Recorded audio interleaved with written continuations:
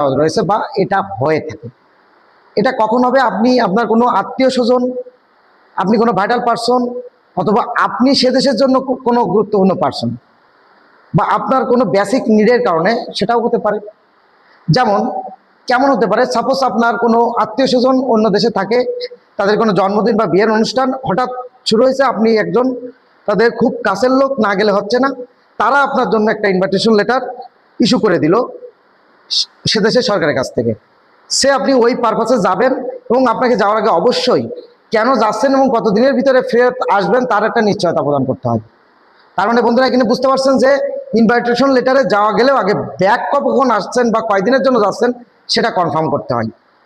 দ্বিতীয়ত, আপনি অসুস্থতার কারণে কোনো চিকিৎসা নিতে যাবেন, ডক্টরি অ্যাপয়েন্টমেন্ট নিয়েছেন, অথবা ওই দেশের কোনো হসপিটালে আপনি অ্যাপয়েন্টমেন্ট নিয়েছেন, বা আপনার সেখানে কোনো রুম ভাড়া নিয়েছেন হসপিটালে, আপনি ট্রিটমেন্ট করবেন, এই পারপাসে আপনি একটা ইনভাইটেশন লেটারের জন্য অ্যাপ্লিকেশন করলেন, আপনার পক্ষে ইস্যু হলো।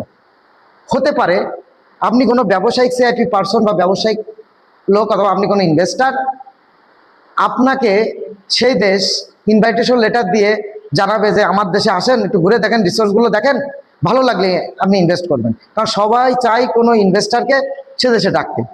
তো আপনি যখনই একটা ইনভেস্টার আপনাকে নিবে সে দেশ ইনভাইটেশন লেটার দিয়ে, কারণ তখন আপনার ভিসা প্রসেস করতে 4-5 মাস সাপোজ লেগে গেল, বা 1 মাস লেগে গেল, তো আপনি ইনভেস্ট করবেন, 1 মাস তো টাকা রেখে দেবেন না, আপনি শর্ট টাইমের ভিতরে যাবেন আসবেন, কারণ তার গোয়েন্দা তথ্য আছে আপনার কাছে অনেক টাকা আপনি বিদেশে ইনভেস্ট করতে চান। এই জন্য আপনাকে দ্রুত যে কেউ কাছে পাওয়ার জন্য ইনভাইটেশন লেটার দিবে এবং সর্বোচ্চ সুযোগ সুবিধা দেবে।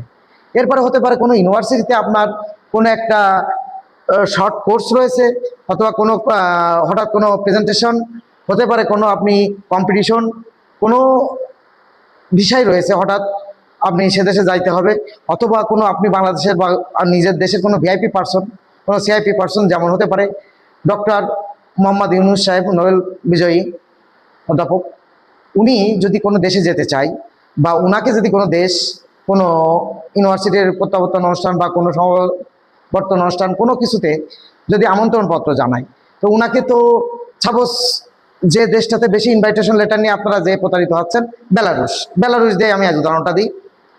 বেলারুশের কোনো একটা ইউনিভার্সিটিতে উনি 1 ঘন্টার জন্য একটা বয়ান দিতে যাবে, অথবা কোনো লেকচার দিতে যাবে, এর জন্য ওনাকে ইন্ডিয়াতে যেতে হবে, ইন্টারভিউ দিতে হবে, ভিসা প্রসেস করে দেন যেতে হবে। এটা উনি কখনোই করবেন না, কারণ ওনার যথেষ্ট সম্মান এবং ওনার সময়ের মূল্য রয়েছে। তো সেক্ষেত্রে উনি কি, ওনার ক্ষেত্রে কি হবে, এই প্রসেস করে আসতে গেলে ওনার 2-3 মাস লেগে যেতে পারে সাপোজ। তো ওনাদের প্রোগ্রাম রয়েছে এখান থেকে 10 দিন পরে, তো উনি কি এখন বলবে আমার তো আসতে 1 মাস বেশি লাগবে?